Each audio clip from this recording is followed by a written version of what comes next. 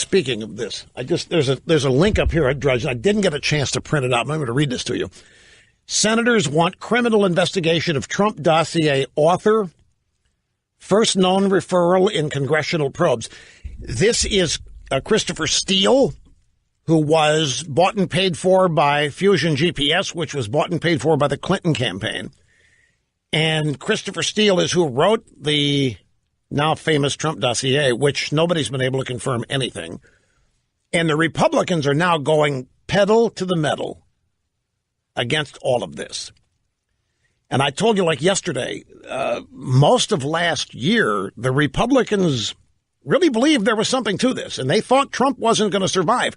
And that's why many of them were positioning themselves as not supportive of Trump, because they really thought there was something to this. I mean, they believe the media. We're talking about inside the Beltway Republicans. They believed it, like most everybody else did. They believe their deep state. They believe their bureaucracy. That's where they live and work. They believe the government. So if the government says, if they're deep state sources, that Trump colluded with the Russians, well, they couldn't take the chance that it was bogus. But it's always been bogus. And now that whole thing is beginning to unravel.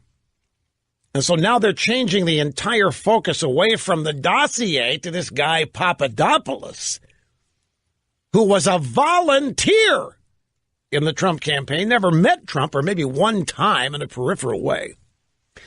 Anyway, Devin Nunes is going to get to the bottom.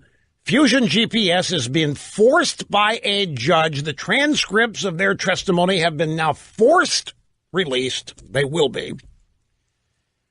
This whole thing is about to implode on the entire collusion community, which is why they are now transferring away from the dossier and to this Papadopoulos guy, and which is why they're after that they're going to go to collusion.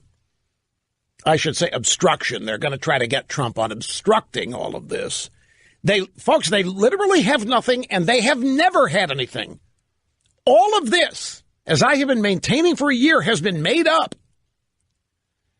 It has been made up in the midst of panic and an inability to accept what happened to them in a duly constituted election.